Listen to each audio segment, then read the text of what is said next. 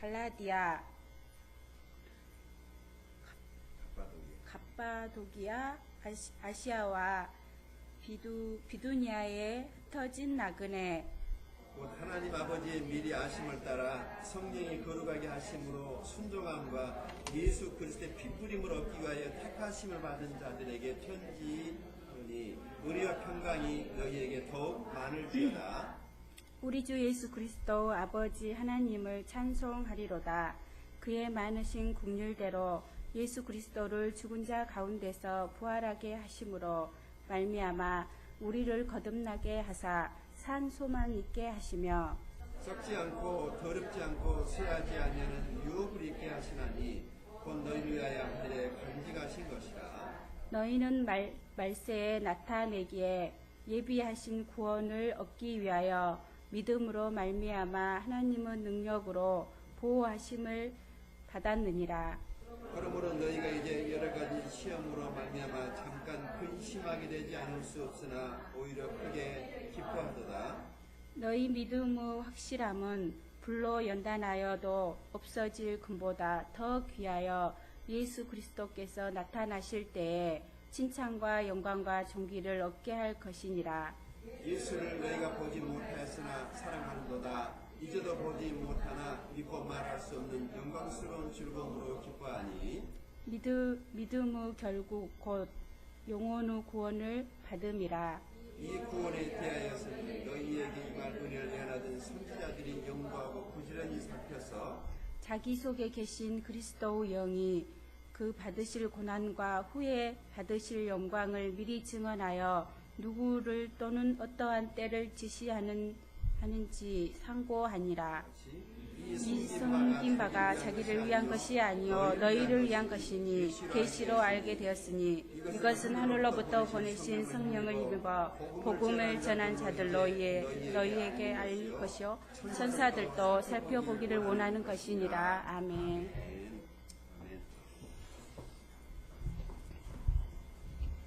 요즘에 날씨 참 더운데 올림픽 때문에 그래도 그나마 폭염에서 받은 그 여러 가지 힘든 상황을 우리 올림픽 선수들이 런던 올림픽에서 여러 가지 선전해 주는 것으로 인해서 위안들을 삼고 더운 날씨 속에서 그나마 그 선수들이 우리들에게 전해 주는 그 승전의 소식들이 우리 마음을 조금이라도 이렇게 시원하게 해주는 것 같습니다.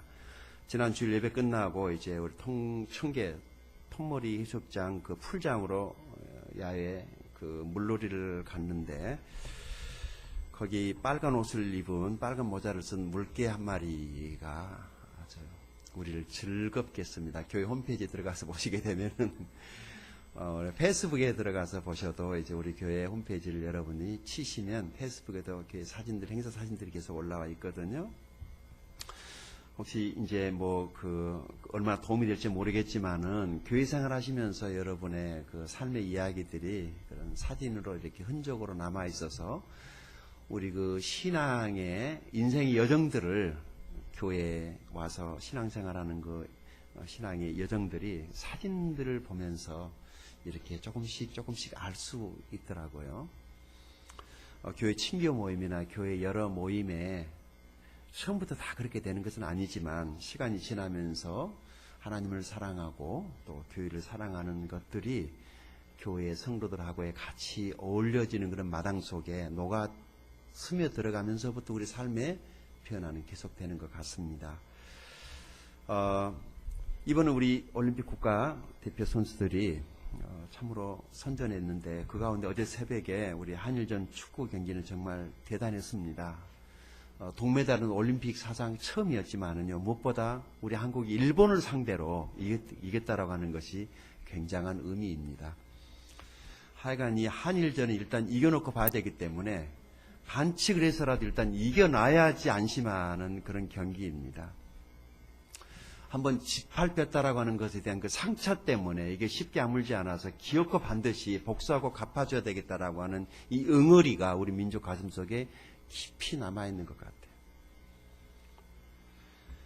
저는요, 이번에 올림픽 경기를 보면서 이런 생각을 했어요. 참, 그 선수들의 그 땀방울, 핏방울이 결코 헛되지 않고 있구나라고 하는 것을 봤습니다. 승리하는 선수마다 우리나라 선수이든 아니든지 간에 그 금메달을 목에 건 그 선수들의 그 투혼, 그것은 정말 본받아야 될 것이구나라는 것을 생각해 보았습니다. 그 1초 혹은 그 몇 분을 위해서, 그 몇 분 동안의 연기를 위해서 4년 동안이라는 그 긴 시간 동안 자기와의 싸움 아니겠습니까? 정말 우리 그리스도인들이 저런 어떤 영적인 자기 연마, 자기 개발, 그런 어떤 성장을 향한 그런 열정들이 참 있으면 좋겠다, 그런 생각을 했습니다. 이번에 텔레비전에 나온 여러 가지 올림픽 후원 광고 내용 가운데 제 눈에 쏙 들어오는 그런 카피 글이 하나 있었습니다. 그것은 이런 글이었습니다.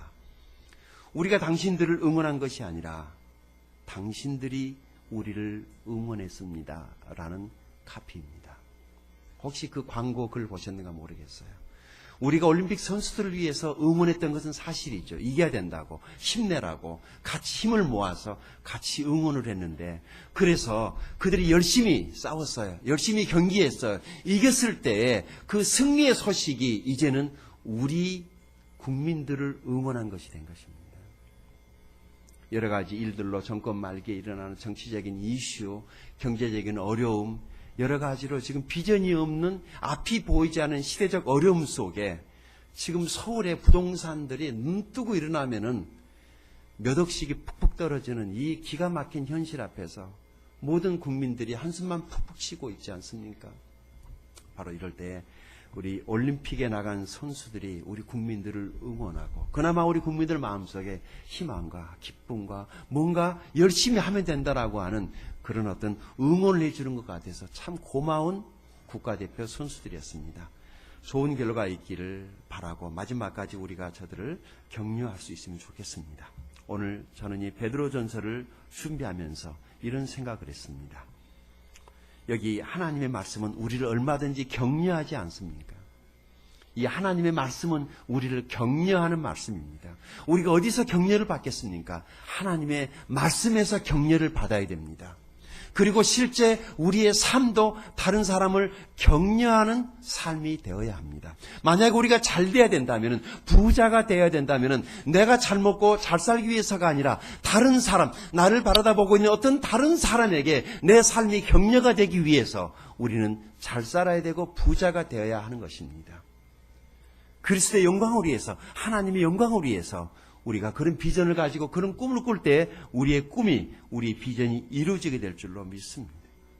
우리는 서로가 서로를 격려해야 됩니다. 분쟁하는 나라마다 망한다라고 주님이 말씀하셨습니다. 싸우고 경쟁하고 시기하고 헐뜯으면 두 사람 다 같이 멸망하는 것입니다. 가족들끼리 서로 격려해야 합니다. 교회는 교회들끼리 서로 격려해야 됩니다. 성도들은 성도들끼리 서로 격려해야 됩니다. 기업은 선한 경쟁을 해야지 그저 상대방을 죽이고 내가 잘 되려가면은 결국에 내가 잘 되는 것 같지만은 결국에 나도 죽습니다. 그것이 역사가 우리들에게 주는 교훈입니다. 서로가 서로를 축복해주고 서로가 서로에게 잘 될 수 있도록 격려해주고 응원해주는 그런 교회 공동체, 그런 가정 공동체는 반드시 승리하고 어떤 위기를 만나더라도 그 위기를 극복하고 일어서게 되는 것입니다. 서로가 서로를 사랑한다고, 존경한다고 마음의 중심으로부터 우러나는 그러한 격려가 있게 되기를 바랍니다. 격려는 아부하고 다릅니다. 아부는 격려하고는 상당히 차이가 많이 있어요. 좋지 않는 것이죠. 자기 목적 달성을 위해서 얼마든지 아부는 할 수 있습니다. 그러나 말이죠, 격려는 정말 사랑과 존경과 마음의 진심을 담아서 하는 것이기 때문에 다른 사람에게 힘을 주고 용기를 주는 것입니다. 우리는 서로에게 격려하는 사람이 될 수 있기를 바랍니다. 오늘 우리 본문에서 고난 가운데 있는 그리스도인을 격려하고 있는 한 사람을 만나게 되는데 바로 그 사람의 이름이 베드로입니다. 우리가 아는 것처럼 이 베드로는 원래 그런 사람이 아니었습니다. 자기밖에 모르는 사람이었습니다. 그저 자기 하나 잘 되면 그만이었습니다. 자기밖에 몰랐던 그 자기 명예욕에 사로잡혀서 주님으로부터 언제나 제 1번의 자리에 있기만 원했던 이 베드로, 그러나 시간이 많이 흐른 다음에 베드로는 훌륭한 사람으로 변해 있는 모습을 보게 됩니다. 어떻게 변했습니까? 다른 사람을 격려하는 사람으로 변했습니다. 우리 예수 믿는 사람들이 베드로처럼 변화받아서 다른 사람을 격려하는 사람이 되어야 합니다. 그것이 신앙의 목적이 되어야 합니다. 그것을 우리는 성화라고 말을 합니다. 성화. 자, 우리 1절로 가보겠습니다. 우리 1절. 자, 1절을 같이 한 목소리로 읽어보겠습니다. 시작. 예수 그리스도의 사도 베드로는 본도, 갈라디아, 갑바도기아, 아시아와 비두니아에 흩어진 나그네 곧 하나님 아버지의 미리 아심을 따라 성령이 거룩하게 하심으로 순종함과 예수 그리스도의 피뿌림을 얻기 위하여 택하심을 받은 자들에게 편지하노니 은혜와 평강이 너희에게 더욱 많을지어다. 아멘. 자, 이 베드로 전서가 쓰여진 목적은 두 가지입니다. 하나는 그때 당시 초기 그리스도인들 사이에 사도 바울의 신앙의 견해와 그 다음에 사도 베드로의 신앙의 견해가 서로 다르다라고 하는 것을 하나님의 이 말씀 성경의 이 서신을 기록함으로 인해서 베드로가 무엇을 말하려고 하냐면은 내 신앙과 사도 바울의 신앙은 전혀 다르지 않다는 것을 입증하기 위해서 그런 불필요한 오해들을 없애기 위해서 이 글을 쓰게 된 것입니다. 사람들은 흔히 그렇게 생각을 했을 거예요. 베드로는 예수님 당시에 같이 제자로 다녔던 사람이고 사도 바울은 그때 당시에 예수님 곁에는 없었습니다. 나중에 부활하신 주님을 만났기 때문에 흔히 생각할 때 나중에 들어온 사도 바울하고 처음부터 주님을 따랐던 베드로와는 신앙에 있었으나 믿음에 있었으나 견해에 있었으나 그의 미래에 성경을 해석하는 것에 있어서 다를 것이다라고 사람들이 흔히 그렇게 생각할 수 있었습니다. 우리가 아시는 것처럼 고린도 전서를 보게 되면 이미 고린도 교회 안에는 그런 양상들이 일어나고 있었지 않았습니까? 어떤 사람은 베드로에게, 어떤 사람은 바울에게, 어떤 사람은 아볼레에게 라고 하면서 여러 파당이 나뉘어져 있었습니다. 그래서 베드로는 속히 이 편지를 써야 될 필요가 있었습니다. 왜냐하면 예수 그리스도께서 이 세상에 오신 것은 우리를 죄에서 구원하기 위함이며 그리고 우리가 그를 믿을 때 부활하신 주님을 믿을 때 구원받는 것이라고 하는 것을 그는 글로 써서 사도 바울과 내가 전혀 다르지 않다는 것을 사람들에게 알려야 했기 때문에 이 글을 쓰게 된 것입니다. 교회는 달라도 교파는 달라도 복음이 하나라면 구원받는 것은 하나입니다. 예수 그리스도를 믿음으로 구원을 받습니다. 우리 교회 안에는 주로 세 부류의 사람들이 있을 수 있습니다. 첫 번째 부류는 교회는 왔지만 아직 구원받지 못한 채 교회에 오신 분이 있습니다. 그냥 아무것도 모르는 거예요. 그냥 교회인지 절인지 캐톨릭인지 그냥 여기 무슨 하나에 그냥 예배하는 곳이니까 모이는 곳이니까 아니면은 자기 의사랑 전혀 상관이 없이 부모가 너 오늘 교회 안 가면 죽어 하니까 반강제로 끌려오는 아이들도 있을 것이고 혹은 집안의 내력 때문에 혹은 주변의 이목 때문에 혹은 다른 목적 때문에 교회를 왔지만 아직 예수가 뭔지 교회가 뭔지 주님의 십자가가 뭔지 부활이 무엇인지 그게 나랑 무슨 상관이 있는지 그냥 아무 생각 없이 교회에 그냥 와 있는 사람이 있어요. 두 번째 부류가 있습니다.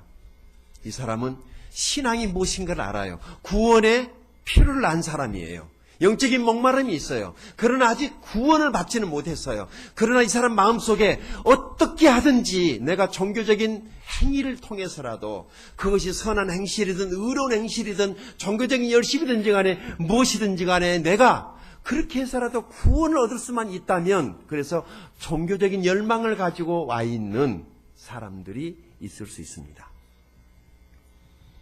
그리고 또 한 부류가 있는데 세 번째 부류는 어떤 사람들이겠어요? 그 말하지 않아도 알 것 같은데 세 번째 부류는 이미 예수 그리스도를 만난 경험이 있는 분들, 그리스도를 믿는 사람들. 그래서 비교적 자유스럽죠. 그리스도를 만났기 때문에, 영생을 얻었기 때문에, 오늘 죽어도 천국에 갈 확신이 있기 때문에 비교적 마치 올림픽에 나가서 금메달을 목에 걸어버리고 자기 모든 시합 게임이 끝나서 이제 시상식만을 기다리고 있는 사람처럼 비교적 여유로운 사람들이 있을 수 있습니다. 자, 이 세 부류 가운데 어떤 부류가 가장 신앙심이 있어 보이겠습니까? 첫 번째 부류일까요? 두 번째 부류일까요? 세 번째 부류일까요? 우리가 생각했을 때는 이미 구원을 받은 사람들은 구원을 받았기 때문에 신앙에 그렇게 열심히 매진하거나 그렇게 목숨 걸고 달려가진 않을 것 같아요. 그러면은 두 번째 부류에 속한 사람들은 정말 내가 영생과 구원을 얻어야 되기 때문에 믿음을 취해야 되기 때문에 뭔가 비전을 가지고 꿈을 가지고 열망을 가지고 열심히 신앙생활합니다. 기도도 열심히 합니다. 예배생활도 열심히 합니다. 모든 것을 열심히 할 것입니다. 그래야만이 구원을 받잖아요.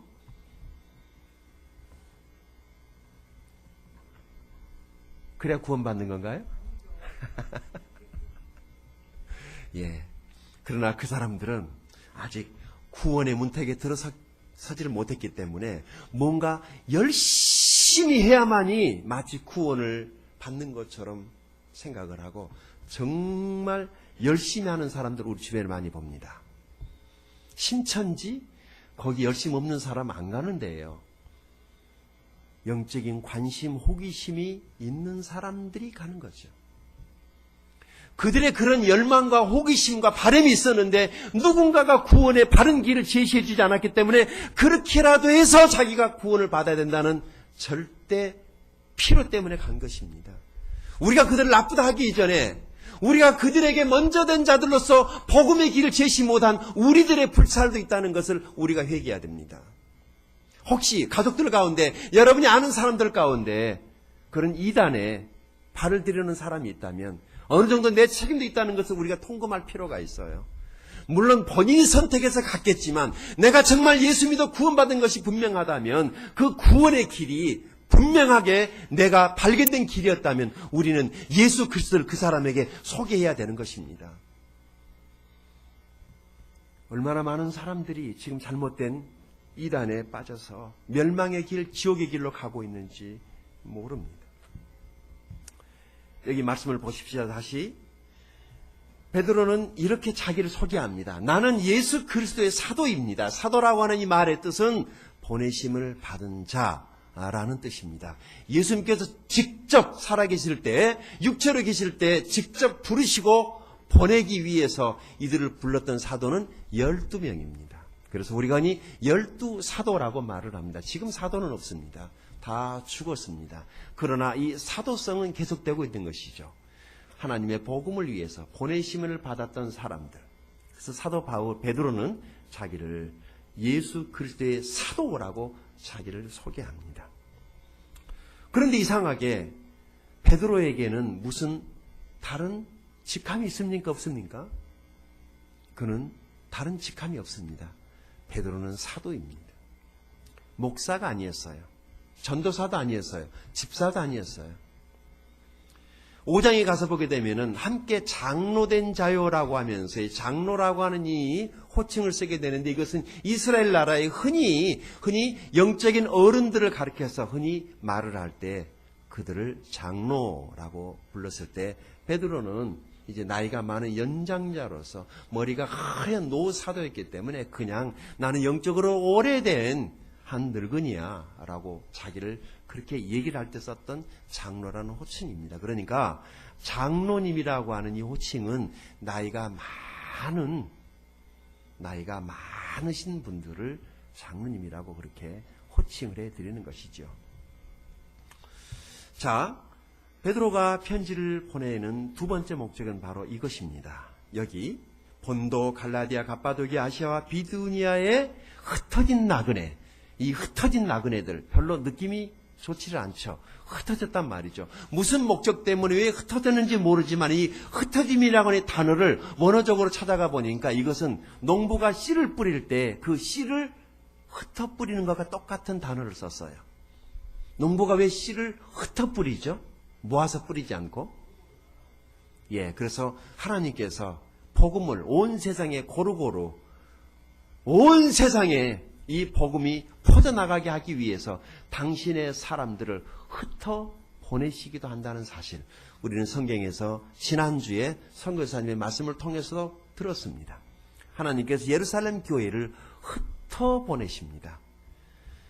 그래서 우리 주변의 목포에서도 교회들이 여러 가지 분쟁이나 일들이 있어가지고 교회가 자꾸 이렇게 흩어지는 것을 보게 되는데, 사실 이 흩어짐이 시간이 지나놓고 보니까 교회가 또 생기고 교회가 또 생기고 교회가 또 생기고 교회가 또 생기고 하는, 그래서 나중에 시간이 지나놓고 보니까 모든 것을 합력하여 선을 이루시는 하나님의 방법이었단 말이죠. 그래서 오늘 설교의 제목이 유익한 시험이라는 제목입니다. 우리가 당하는 모든 시험은, 괴로움은, 아픔은, 슬픔은 우리 그리스도인들에게 유익이 있다는 것입니다.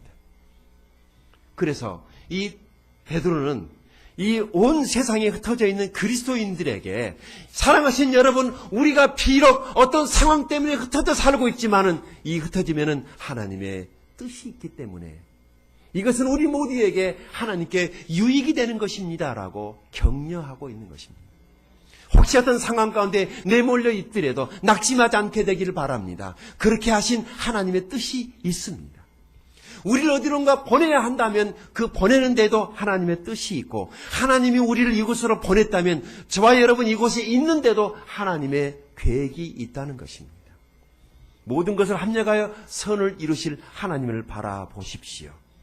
그래서 베드로는 흩어진 나그네, 고달픈 삶을 살고 있는 나그네와 같은 그리스도인들에게 편지를 보내서 격려하고 있는 것입니다. 여러분 힘내십시오. 우리가 당하는 모든 시험과 환난과 문제에는 하나님의 뜻과 계획이 있다고 말하고 있는 것입니다. 특별히 2절에 보니까 여기 택하심에 대한 이야기를 합니다.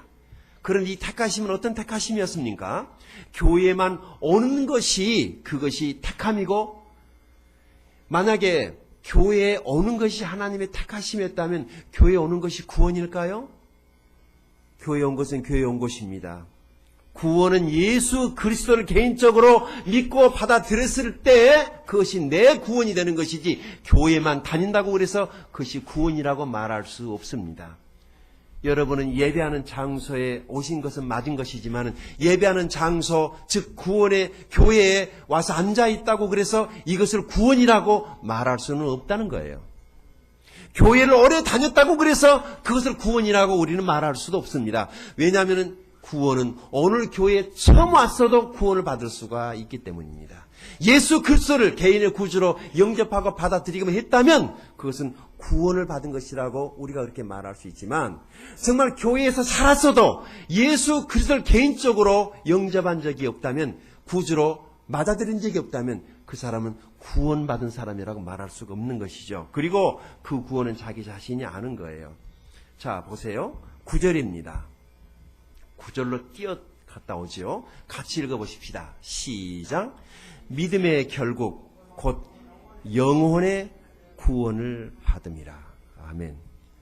우리 신앙생활의 최종 목적이 무엇입니까? 구원이 목적이라면 여러분은 그 구원을 받으셨습니까? 이 은혜로 주어지는 이 구원을 여러분이 선물로 받으셨습니까? 그러시다면 진짜 축복을 받은 사람입니다. 이 구원이 은혜의 선물로 우리들에게 거저 주어지는 것인데, 아직도 이 구원의 선물을 받지 못하고 내가 무엇인가를 해야만이 이 구원을 받는 줄로 생각하고 있다면 속히 그것을 회개하십시오. 여러분의 열심과 여러분의 계획과 여러분의 그 모든 행동들을 포기하시고 예수 그리스도를 받아들이십시오. 그러면 그 믿음의 결국인 영혼의 구원을 받게 될 것입니다. 어떤 사람들은 구원 문제에 관해서 나는 구원을 받았습니다 라고 말을 하는 사람이 있어요.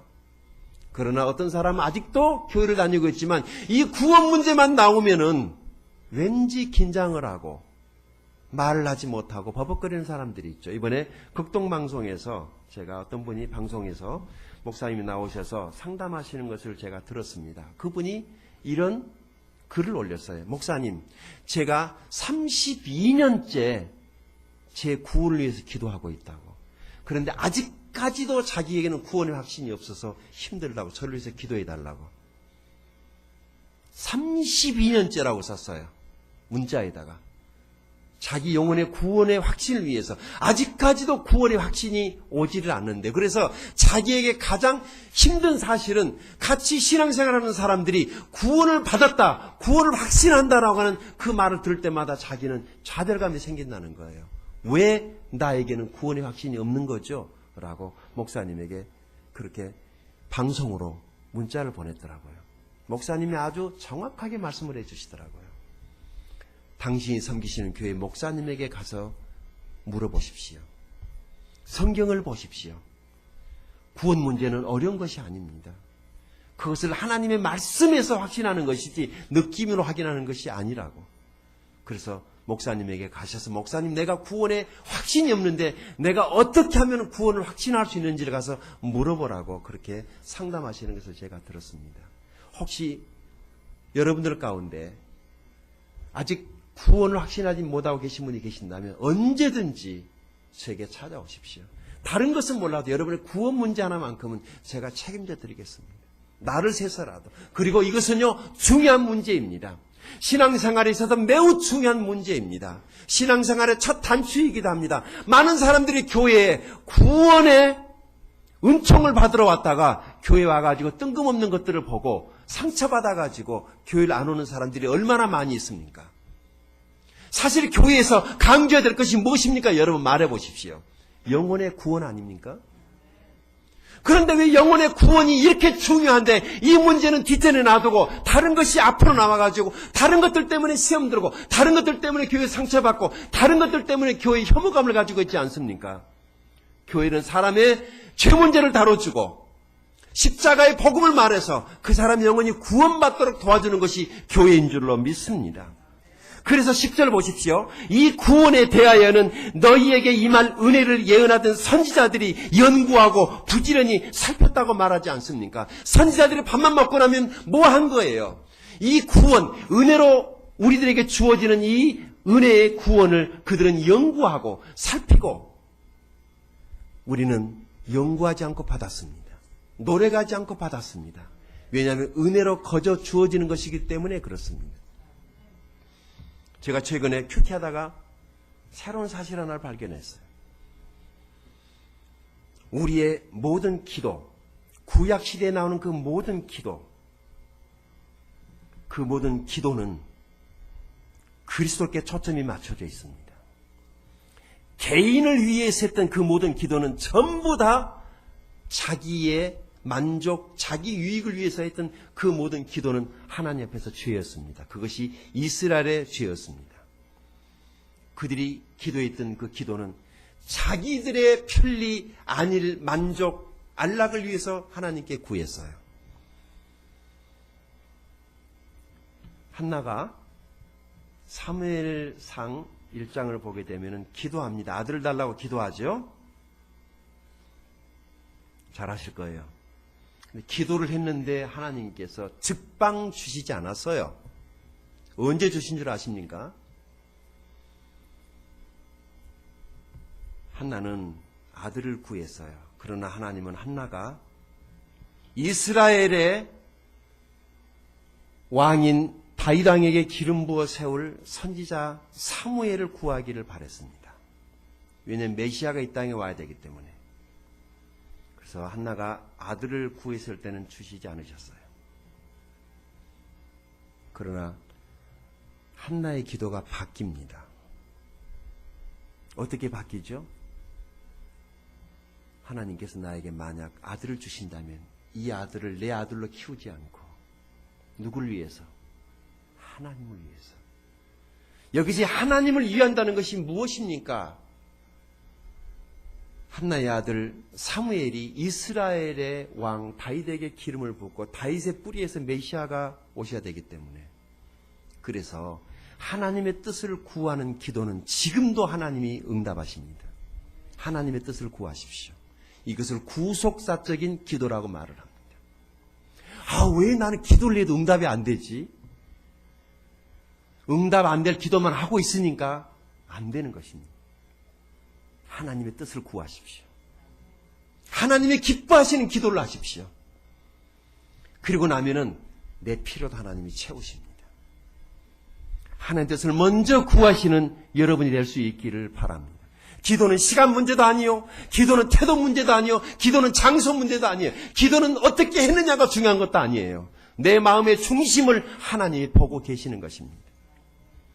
여기 택하심, 이 택하심에 대한 이야기, 무엇을 택하신 것일까요? 제가 페이스북에서 이런 글을 읽었습니다. 하나님은 가치 있는 것을 택하지 않으시고 택한 것을 가치 있게 만드신다.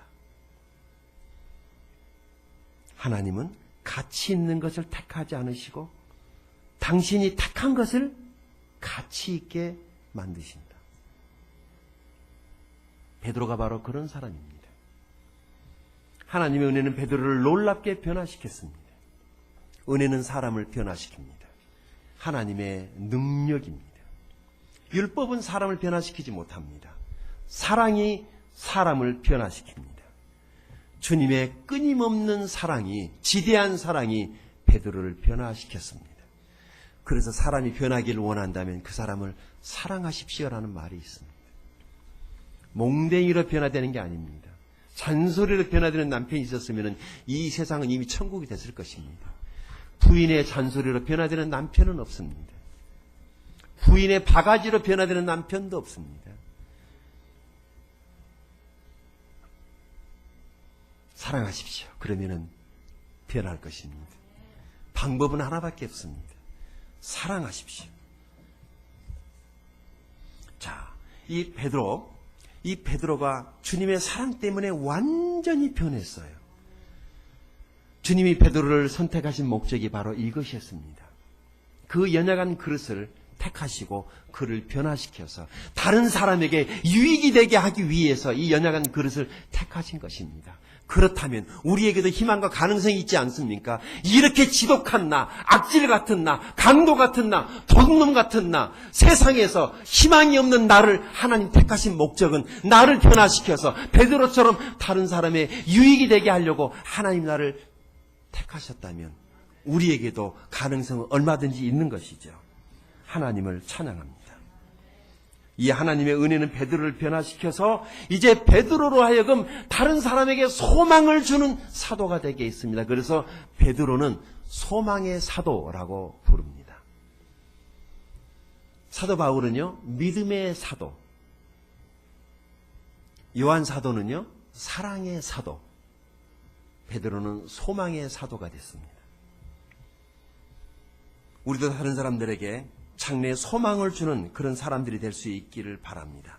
다른 사람들에게 유익을 주는 사람, 다른 그리스도인들에게 유익을 주었던 베드로, 우리도 그런 베드로와 같은 사람이 될 줄로 믿습니다.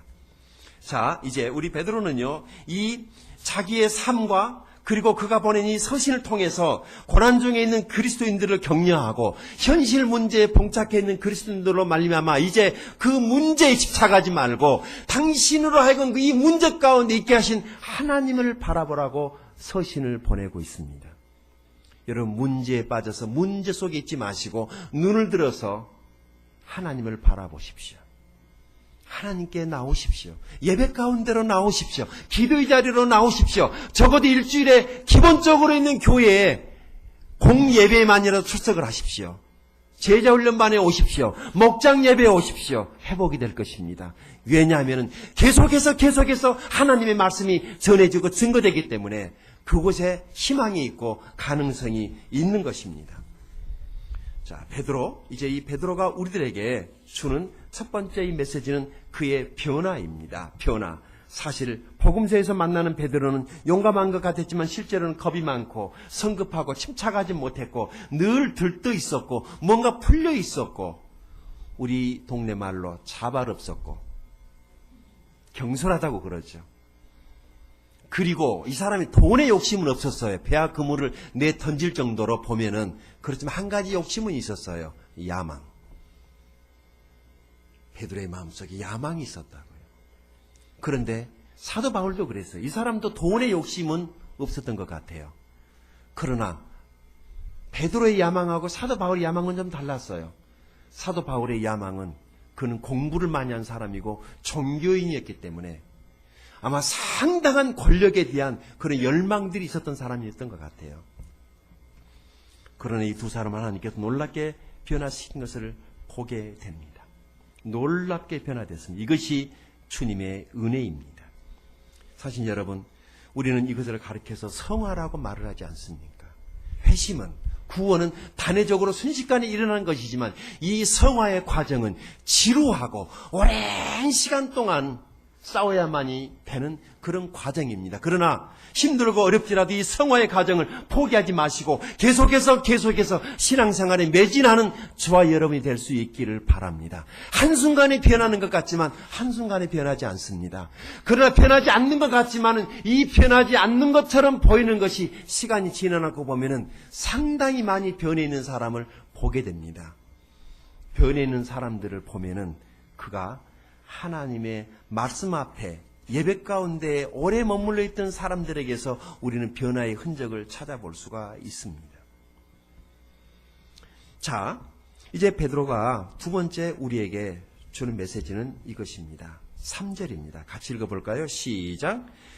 우리 주 예수 그리스도의 아버지 하나님을 찬송하리로다. 그의 많으신 긍휼대로 예수 그리스도를 죽은 자 가운데서 부활하게 하심으로 말미암아 우리를 거듭나게 하사 산 소망이 있게 하시며. 아멘.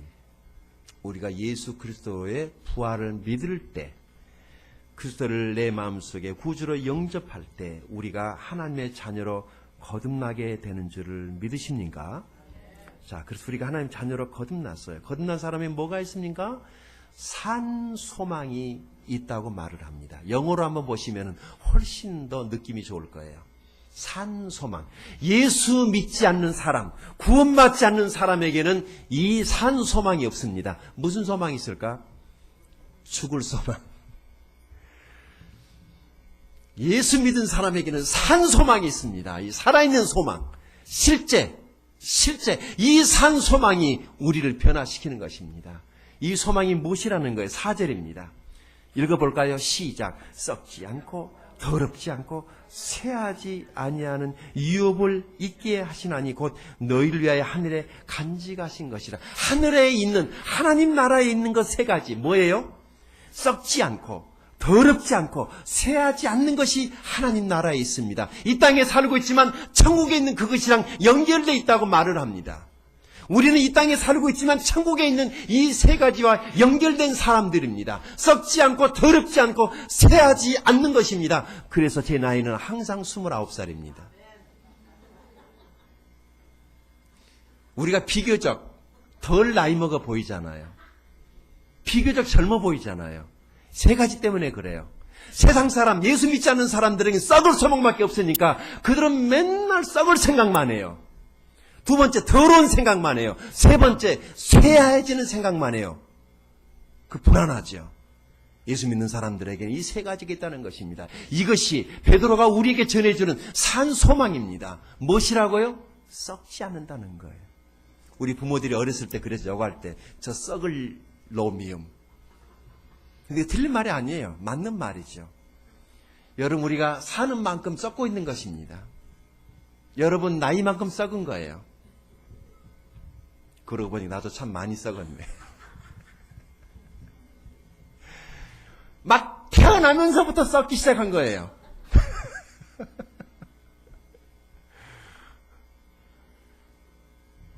우리 은숙자매 딸 몇 살이에요? 2살?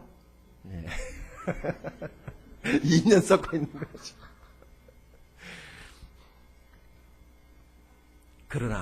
그러나 우리가 거듭나는 순간에 썩지 않고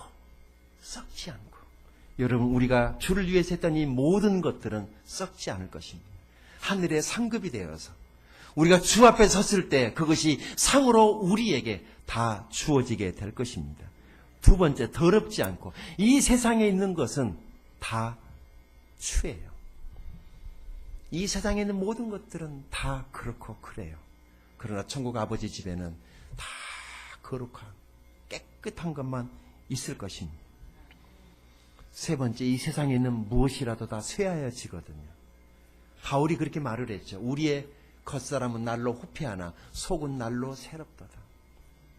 예, 어쩔 수 없이 육신이랑은 장막을 입고 있기 때문에 우리의 겉사람은 다 쇠폐해지지만 우리의 속은 날로 새로워지는 것입니다. 이 하늘에 간직한 그것이 뭐라는 거예요? 5절로 가보십시다. 시작. 너희는 말세에 나타내기로 예비하신 구원을 얻기 위하여 믿음으로 말미암아 하나님의 능력으로 보호하심을 받았느니라. 아멘. 예수 믿고 구원받았다면 우리 주님 오시는 그날 이 말세에 나타나기로 예비한 구원이 뭡니까? 우리 주님이 오시는 그날 하늘에서 나팔 소리가 날 때 예수 믿고 구원받은 사람은 그날 할렐루야를 부르면서 천국 잔치에 참여하게 될 것입니다. 이것이 하나님의 능력이라는 것이죠. 우리를 구원하시는 하나님 능력을 찬양합니다. 하나님이 우리를 구원하셨습니다. 하나님이 우리를 구원하셨습니다. 어떤 분이 이런 글을 썼더라고요, 책에. 너무 힘들어요. 상담하신 목사님이 그분 얘기를 듣다가 도대체 어떻게 하실랍니까? 어떻게 사실래요? 라고 말을 했더니 그분이 이렇게 대답을 했더라고요. 어쩌겠어요? 살아야지. 어쩌겠어요? 살아야지. 그 사람은 구원받은 그리스도인이었습니다. 우리 왜 그리스도인이 자살하지 않는가 아시겠습니까? 왜 자살하는 사람이 지옥 간다고 말하는지 아시겠습니까? 소망이 없기 때문에, 거듭나지 못했기 때문에, 장래 하나님 앞에 서야 될 자기 내세에 대한 확신이 없기 때문에 문을 잘못 연 거죠. 비상구가 아니었어요. 자살이. 지옥으로 가는 문일 수 있습니다. 구원받은 사람은 장래 소망이 있기 때문에 내가 비록 지금은 이 땅에서 부족하고 연약한 채로 살고 있지만 언젠가 내 주님이 오시는 그날에 내가 완전하게 변할 것을 믿는 믿음 하나 가지고 견디는 것입니다. 여러분 견디십시오. 그래서 6절에 베드로가 이렇게 말을 합니다. 읽어보십시다. 시작. 그러므로 너희가 이제 여러 가지 시험으로 말미암아 잠깐 근심하게 되지 않을 수 없으나 오히려 크게 기뻐하는도다. 아멘. 여러분 시험이 길다고 말했어요? 잠깐이라고 말했어요. 시험은 잠깐입니다. 그러나 시험 속에 있을 때는 왜 그렇게 칙칙하고 길고 다 은혜롭게 사는데 나만 불행하게 사는 것처럼 느껴지기도 합니다. 그러나 그 시험이 끝났을 때 지나놓고 보면은 너무 잠깐이었더라고요. 시험은 잠깐입니다. 두 번째 질문입니다. 예수 믿는 사람에게도 시험이 있을까요? 예수 믿는 사람에게도 고난이 있을까요? 예수 믿는 사람에게도 시련이 있을까요? 네, 있다는 것입니다. 그런데 이 시련이 우리를 더 값진 삶으로 이끌어 간다는 것이에요. 베드로가 말하고 싶은 것은 이것이죠. 우리가 은혜로 얻은 이 구원이 얼마나 값진 것인가를 우리가 소홀히 할 때 하나님이 우리의 삶 속에 시련을 보낸다는 거예요.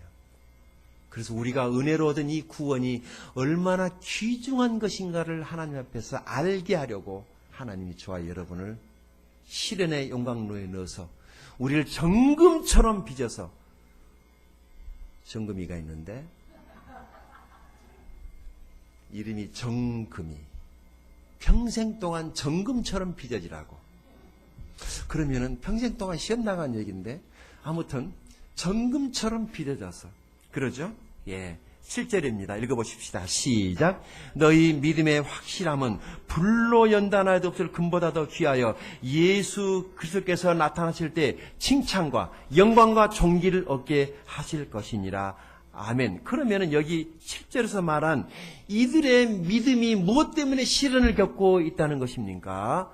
이들이 예수 그리스도를 믿음으로 구원받는다는 것에 대해서 고난이 오니까 흔들리고 있었어요.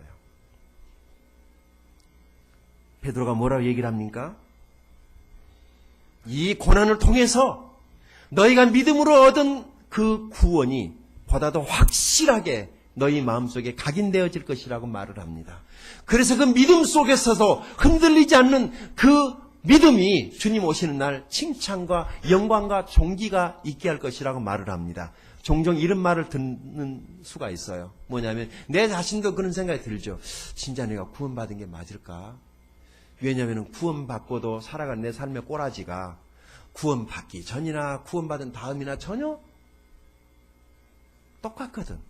그래서 혹시 내가 받은 이 구원이 잘못된 것은 아닐까라고 많은 사람들이 그렇게 생각할 수 있습니다. 그러나 구원은 구원입니다. 그것이 믿음으로 주어진 하나님의 선물이기 때문에 당신이 구원받은 다음에 천사처럼 변하지 않아도 구원은 구원입니다.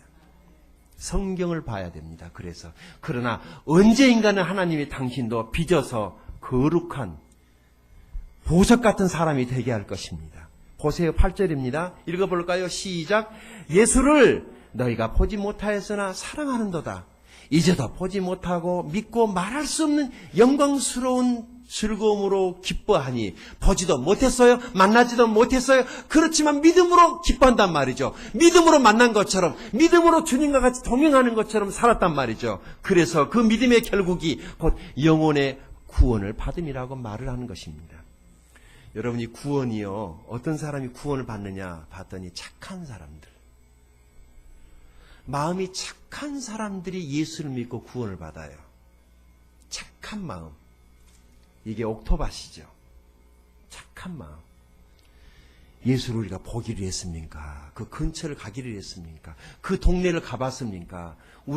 지금 우리 안에서 혹시 저쪽에 뭐 성지순례라 해가지고 그쪽에 다녀오신 분 있는가 모르겠습니다만 그 동네 그 근처 가보지도 않고 믿었잖아요.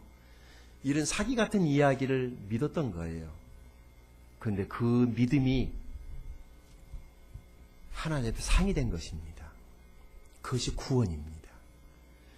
예수를 믿어서 구원받은 것이 사실이라면 하나님에게 큰 상을 받은 것입니다. 자, 여기 보십시다.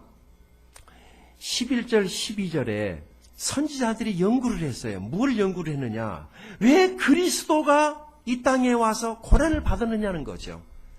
보니까 구약에 그렇게 예언이 되어 있더라는 것입니다.